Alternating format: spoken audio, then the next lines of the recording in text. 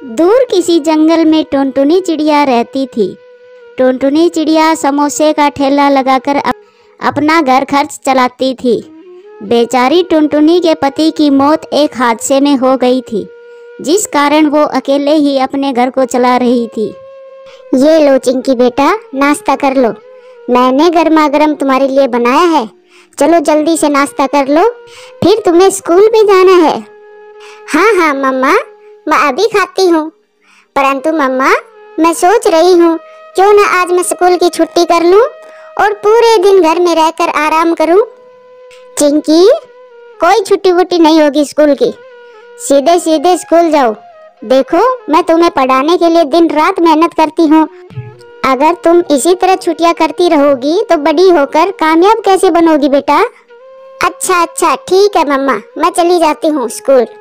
फिर चिंकी चिड़िया नाश्ता करके स्कूल चली जाती है। चिंकी स्कूल चली गई है, अब मैं भी काम पर जाती हूँ। ये कहकर टुनटुनी चिड़िया अपने काम पर चली जाती है। टुनटुनी चिड़िया गर्मा गर्म स्वादिष्ट समोसे बना रही थी और उसके पास तो पक्षियों की भीड़ लग जाती है। टुनटुनी चिड़िया का व्यापार अच्छा चलता था, इससे टुनटुनी चिड़िया काफी ज्यादा खुश थी। हाँ हाँ मिठू, मैं तुम्हें अभी अभी गर्मा गर्म समोसे देती हूँ, बस थोड़ा सा इंतजार करो। टुनटुनी चिड़िया, आज मेरी पत्नी मुझसे नाराज है। उसे मनाने के लिए ही मैं तुम्हारी स्वादिष्ट समोसे लेकर जा रहा हूँ। तुम्हारे समोसे उसके फेवरेट हैं, इससे वो जरूर मान जाएगी। मेरी पत्नी जब भी नाराज होती है, मैं उसे तुम्हारे हाथ के समोसे खिला देता हूँ और वो समोसे खाकर एकदम खुश हो जाती है। चलो मिठू भैया, मेरे समोसे से तुम्हें कुछ तो फायदा हो रहा है। कालू जी, कल हमारे घर मेरे भाई आ रहे हैं। आपको तो पता है ना, मेरे भाई को टुनटुनी चिड़िया के हाथ के समोसे कितने पसंद है। और उन्होंने कहा है जब वो आए तब उन्होंने टुनटुनी चिड़िया के हाथ के बने समोसे खिलाए। आप जाइए और टुनटुनी को 10 समोसे का ऑर्डर देकर आइए। हाँ गौरी, मैं अभी चला जाता हूँ टुनटुनी के पास। फिर कालू टुनटुनी के पास चला जाता है। टुनटुनी चिड़िया, कल गौरी का भाई आ रहा है घर पर। मुझे पैसों की बहुत ज़रूरत है। दूसरे जंगल में मेरी बहन सोनी कवि रहती है और उसकी तबीयत बहुत ज़्यादा खराब है। मुझे मेरी बहन के इलाज के लिए कुछ पैसे चाहिए और वो पैसे मुझे गौरी कवि का भाई ही दे सकता है। टुनटुनी चिड़िया, गौरी के भाई को तुम्हारे हाथ के समोसे बनाए हुए बहुत पसंद है, इसीलिए 10 समोसे का कहने आया हूँ तुम्हें। कल तुम समय पर आकर मेरे घर आकर गर्मा गर्म 10 समोसे दे आना। अच्छा ठीक है कालू भैया, मैं तुम्हें 10 समोसे दे आऊंगी। याद रहे टुनटुनी, देर ना हो। अगर गौरी कवि के भाई का मूड खराब हो गया तो सारी गड़बड़ हो जाएगी और मुझे पैसे भी नहीं मिलेंगे। नहीं नहीं कालू भैया, ऐसा कुछ नहीं होगा। मैं कल तुम्हें समय पर समोसे दे आऊंगी। चलो ठीक है टुनटुनी, अब मैं चलता हूँ। फिर कालू टुनटुनी को पैसे देकर वहाँ से चला जाता है। मैं कल सुबह होते ही कालू कौवे के लिए 10 समोसे बना दूंगी और समय से ही कालू के घर भी दे आऊंगी। फिर रात हो जाती है। टुनटुनी चिड़िया सारे समोसे बेचकर अपने घर चली जाती है। आज तो मैं बहुत थक गई। आज तो मुनाफा भी काफी हुआ है मुझे और कल की भी तैयारी हो गई है। आलू तो पड़े ही हैं बस। कल सुबह जल्दी उठकर जल्दी से गौरी कवि के लिए 10 समोसे बना दूंगी।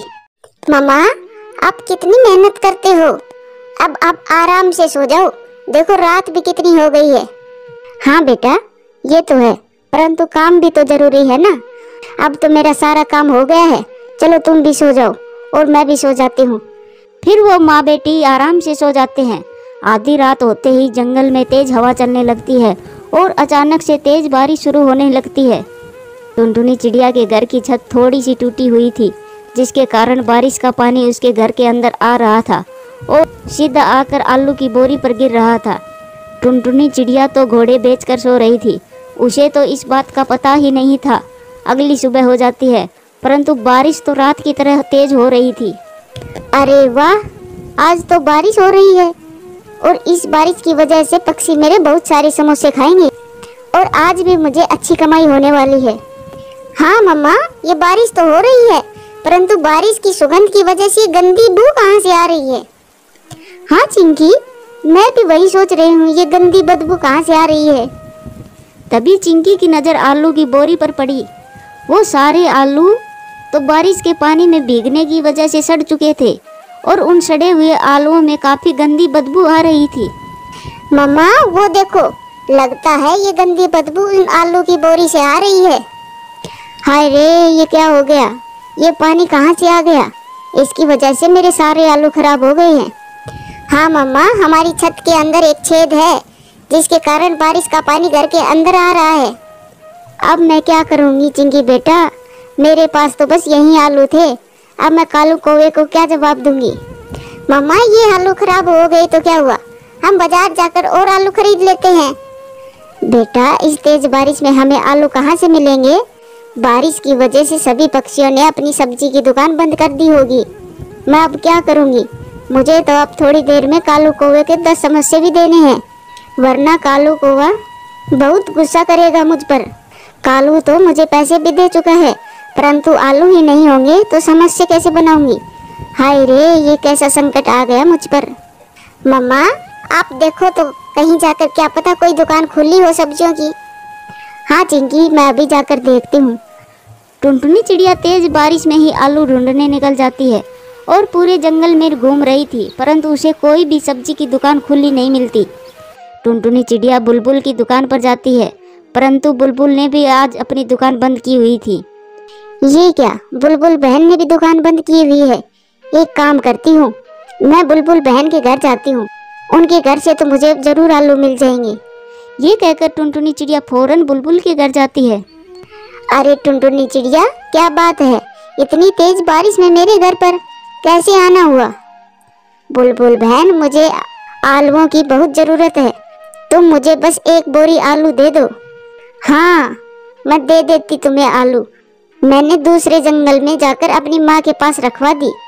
ओहो, अब मैं क्या करूँगी? चलो ठीक है, अब मैं चलती हूँ। टुनटुनी चिड़िया वहाँ से भी परेशान होकर चली जाती है। टुनटुनी चिड़िया तो कालू कौवे का सोच सोच कर काफ़ी परेशान हो रही थी। अब क्या करूँ? अब कहाँ से लाऊं आलू? हाँ एक काम करती हूँ, सेठ जी के घर जाती हूँ और उनसे कहती हूँ कि वो अपने खेत से मुझे आलू निकाल कर मुझे दे दे। टुनटुनी चिड़िया सेठ के घर पर जाती है, परंतु उल्लू सेठ के घर पर तो ताला लगा हुआ था। ये क्या, उल्लू सेठ को भी आज ही कहीं जाना था। अब मैं क्या करूँ? अब तो मेरे पास कोई और रास्ता भी नहीं है। लगता है कालू कौवे मुझे सब बता देना चाहिए।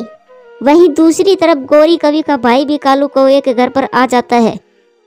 गोरी, टुनटुनी चिड़िया ने 10 समोसे भिजवा दिए क्या? अरे कहाँ कालू जी, उसी का इंतजार कर रही हूँ, परंतु अभी तक समोसे लेकर नहीं आई है। क्या? टुनटुनी चिड़िया अभी तक समोसे लेकर नहीं आई है? मैंने तो उसे कहा भी था समय पर समोसे लेकर आ जाएं। अब क्या करें, भाई को तो भूख भी लगी होगी। एक काम करें, आप बाहर जाकर भाई से बातें करें और मैं यहाँ टुनटुनी चिड़िया का इंतजार करती हूँ। अब मैं क्या करूँ? अब कुछ नहीं हो सकता, गोरी कवि का भाई आ गया होगा। मैं जाकर कालू के पैसे उसे वापस कर देती हूँ और जो सच है उसे बता देती हूँ। टुनटुनी चिड़िया उदास होकर कालू कौवे के पास जा रही थी कि रास्ते में टैक्सी में आता हुआ मिठू मिलता है। क्या बात है टुनटुनी चिड़िया, इतनी उदास क्यों लग रही हो तुम? भला बारिश में भी कोई उदास होता है क्या? फिर टुनटुनी चिड़िया मिठू को सारी बात बताती है। अरे तुम बिल्कुल भी परेशान मत हो, मेरी टैक्सी में जो ये बोरियां हैं इन सब में आलू है। तुम ये आलू ले लो और जाकर कालू कौवे के लिए समोसे बना लो। परंतु मिठू, ये आलू तो तुम्हारे हैं ना? टुनटुनी, ये आलू मुझे दूसरे जंगल में बहुत सस्ते मिल गए थे, इसीलिए मैंने बहुत सारे आलू खरीद लिए। तुम इनमें से एक बोरी आलू ले लो, तुम्हें तो वैसे भी बहुत जरूरत है आलू की। अरे वाह, तुम्हारा बहुत बहुत शुक्रिया मिठू भैया, तुम्हें तो मेरी सारी मुश्किल ही हल कर दी। फिर टुनटुनी चिड़िया घर आकर समोसे बनाना शुरू कर देती है और धीरे धीरे टुनटुनी आलू के 10 समोसे बना लेती है। शुक्र है सारे समोसे बन गए, परंतु काफी देर हो गई है, जल्दी से लेकर जाती हूँ कालू के घर पर। फिर टुनटुनी चिड़िया जल्दी से कालू कौवे के घर पर जाती है। टुनटुनी चिड़िया को देखकर कालू कौवा खुश हो जाता है। माफ करना मुझे कालू भैया, इस बारिश की वजह से मुझे काफी ज्यादा देर हो गई, परंतु ये समोसे गर्मा गर्म और बहुत ज्यादा स्वादिष्ट है। शुक्र है टुनटुनी चिड़िया, तुम आ गई। अरे वाह कालू, तुमने मेरे लिए गर्मा गर्म समोसे मंगवाए हैं। समोसे तो मुझे बहुत पसंद है, तुमने तो मेरा दिल खुश कर दिया। कालू कौवा इसी दौरान गोरी कवि के भाई से पैसे की बात कर लेता है। अरे हाँ हाँ कालू, मैं तुम्हें पैसे दे दूंगा, अब भला तुमने मेरे लिए इतना गर्मा गर्म समोसे मंगवाए हैं तो भला मैं तुम्हें कैसे मना कर सकता हूँ। इस तरह सब कुछ ठीक हो जाता है और टुनटुनी चिड़िया भी खुशी खुशी अपने घर पर चली जाती है। प्यारे दोस्तों, कहानी कैसी लगी कमेंट्स बॉक्स में कमेंट्स करके जरूर बताना। दूर किसी जंगल में टुनटुनी चिड़िया रहती थी। टुनटुनी चिड़िया ने अभी कुछ दिन पहले 2 प्यारे प्यारे अंडे दिए हैं। बच्चे बाहर आने से पहले ही टुनटुनी अपने अंडों का बहुत अच्छे से ध्यान रख रही थी। एक दिन टुनटुनी के घोंसले के पास से एक शिकारी चील शिकार की तलाश में घूम रहा था। वो टुनटुनी के घोंसले के पास आकर बैठ जाता है। बहुत देर से मैं शिकार की तलाश में घूम रहा हूँ, चलो इस घोंसले में कोई न कोई तो होगा ही। ऐसा कहकर चील घोंसले के अंदर जाकर देखता है तो उसे 2 अंडे दिखाई देते हैं। अरे वाह, आज तो मजा ही आ गया। आज मैं इन अंडों को मजे से खाऊंगा। टुनटुनी अनाज लाने घर से बाहर गई हुई थी। चील घर का दरवाजा तोड़ने की बहुत कोशिश करता है, लेकिन टुनटुनी ने अपना घर बहुत मजबूत बना लिया था, इसलिए चील दरवाजे को तोड़ नहीं पाता। हे भगवान, सारा जोर लगा लिया, ये दरवाजा तो बहुत ही मजबूत है। कोई बात नहीं, अभी के लिए मैं चला जाता हूँ। कभी न कभी तो इन अंडों की माँ घर पर ही होगी। जब वो घर से बाहर आएगी तो मैं उसे दबोच लूंगा। पहले मैं इन अंडों की माँ को खाऊंगा और बाद में इन अंडों को मजे से खाऊंगा। वो शिकारी चील ये सोचकर वहां से चला जाता है। कुछ देर के बाद टुनटुनी अनाज लेकर घर आ जाती है। वो देखती है दरवाजे पर किसी शिकारी पंछी के पंजों के निशान है। अरे, लगता है जब मैं बाहर गई तब यहाँ पर कोई शिकारी पंछी आया था। अच्छा हुआ मैंने मेरा घोंसला पक्का बनाया है। हे ऊपर वाले, तेरा लाख लाख शुक्र है। कुछ दिन ऐसे ही गुजर जाते हैं। अंडों से बच्चे बाहर आ जाते हैं। मैं बाहर जाती हूँ और थोड़ा अनाज लेकर आती हूँ। चील घोंसले के बाहर ही उसका इंतजार कर रहा था। जैसे ही टुनटुनी बाहर आई, चील ने उसका रास्ता रोक लिया। अरे ओ चिड़िया, कहाँ जा रही हो इतनी जल्दी में? जी चील भैया, मैं मेरे बच्चों के लिए अनाज लाने जा रही हूँ।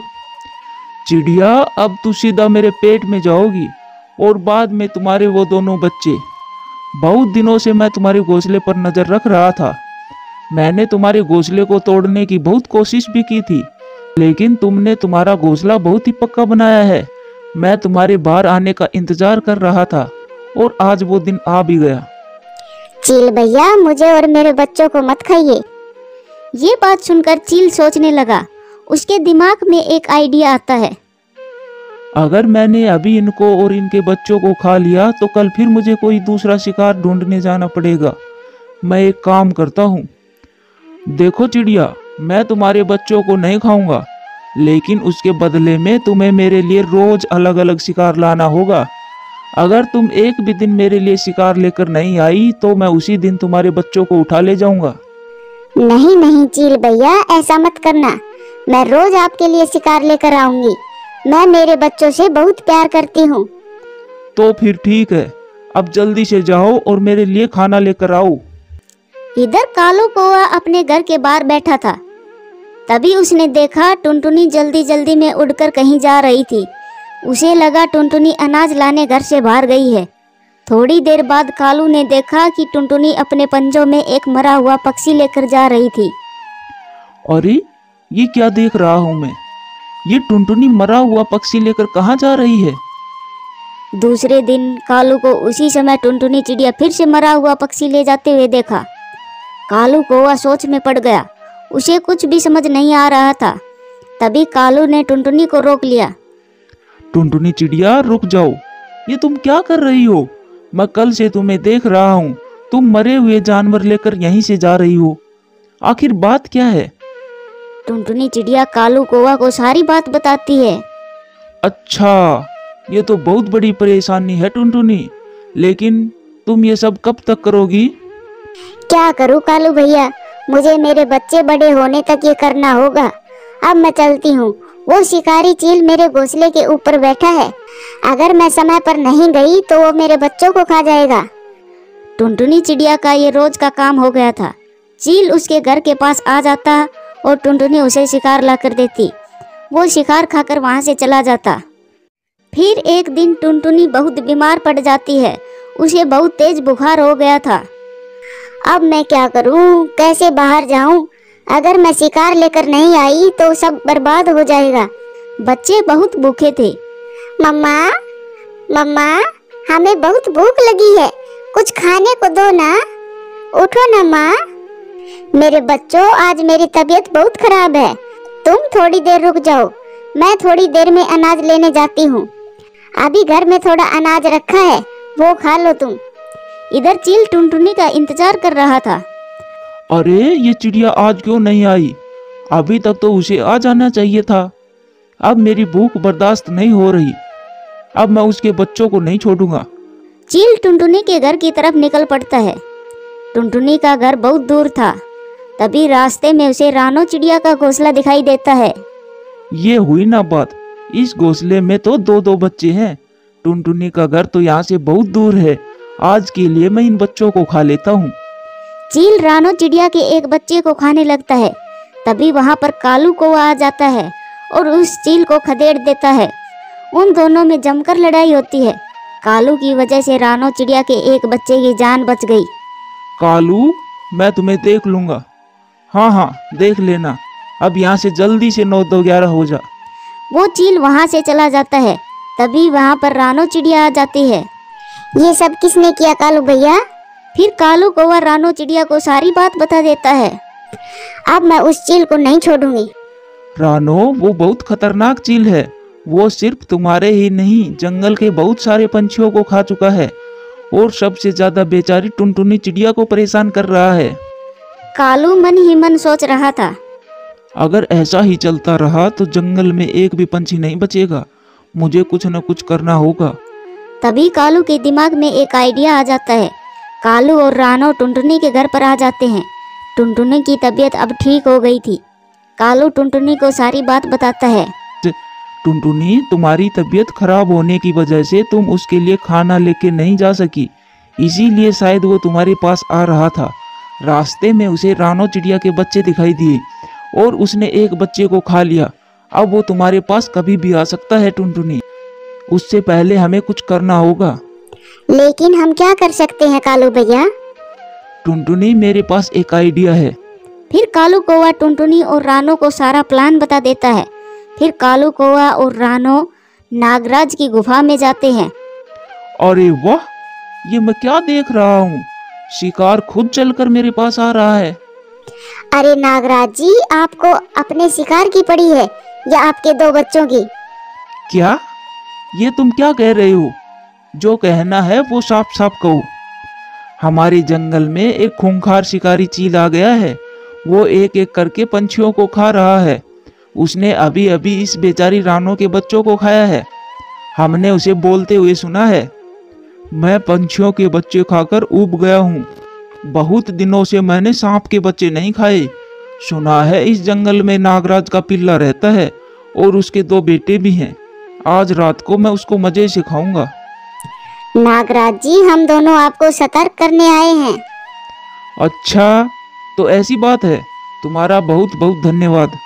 और अब मैं उस चील को दिखाता हूँ कि नागराज क्या चीज है। आने दो उसे। फिर कालू और रानो वापस टुनटुनी के पास आ जाते हैं। टुनटुनी चिड़िया अब और भी ज्यादा बेहतर महसूस कर रही थी।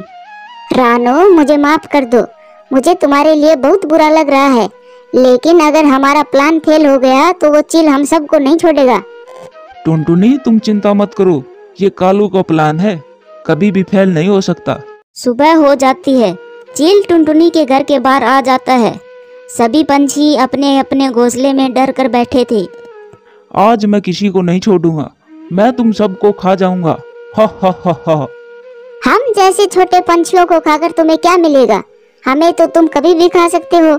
अगर खाना ही है तो वो बड़ा सा शिकार खाओ। कहाँ है बड़ा शिकार? हम अभी अभी देख कर आए हैं। जंगल के बाहर वाली गुफा में एक बड़ा सा हिरन मरा पड़ा है। कहाँ है वो गुफा? चलो मेरे साथ, मुझे भी दिखाओ। टुनटुनी चील को नागराज की गुफा की तरफ लेकर जाती है। नागराज टुनटुनी को नहीं पहचानता था। कहाँ है हिरन? अरे चील भाई, वो अंदर पड़ा है। कालू और रानो दूर एक पेड़ पर बैठकर देख रहे थे। चिड़िया, तू मुझे मूर्ख तो नहीं बना रही हो? अरे नहीं नहीं चील भैया, आप अंदर तो जाइए। चील को बहुत भूख लगी थी। भूख के चक्कर में उसे कुछ समझ नहीं आ रहा था। ये चिड़िया तो इसे अंदर ही लेकर आ रही है। मैं इसे अंदर आने देता हूँ। आज तो मैं पेट भरकर खाना खाऊंगा। चील भैया, क्या तुम उस हिरन को अकेले खा पाओगे? वो बहुत बड़ा है। हाँ हाँ, मैं खा लूंगा और मेरे दोस्तों को भी बुलाऊंगा। चील गुफा के अंदर चला जाता है। जैसे ही चील अंदर गया, नागराज ने उसकी गर्दन को पकड़ लिया। चील के बच्चे, तू मेरे बच्चों को खाएगा? अरे मैं तो ओ। नागराज ने चील की गर्दन को पकड़ लिया था। इसी वजह से वो चील बोल नहीं पा रहा था। दम घुटने की वजह से चील वहीं मर गया। अरे ओ चिड़िया, कौन हो तुम? तभी कालू और रानू वहां आ जाते हैं। नागराज जी, ये हमारी दोस्त है। ये तो उस चील को गुफा के अंदर लेकर आ रही थी। नागराज जी, ये तो हमारे प्लान का हिस्सा था। अगर ये उसे अंदर नहीं लाती तो वो आपका बाहर आने का इंतजार करता रहता। अच्छा, ये बात है। अब मैं समझ गया। वो चील मेरे बच्चों को खाने आ जाए उससे पहले ही तुमने उसे मेरे पास भेज दिया। तुम सब तो बहुत होशियार हो। तुम्हारी वजह से तो आज मेरे बच्चों की जान बच गई। मैं तुम सबसे वादा करता हूँ, मैं आज से तुम्हारे जंगल में किसी भी पंछी का अंडा नहीं खाऊंगा। आपका बहुत बहुत धन्यवाद नागराज जी। आपकी वजह से उस शिकारी चील से हमें छुटकारा मिल गया। प्यारे दोस्तों, कहानी कैसी लगी? कमेंट्स बॉक्स में कमेंट्स करके जरूर बताना।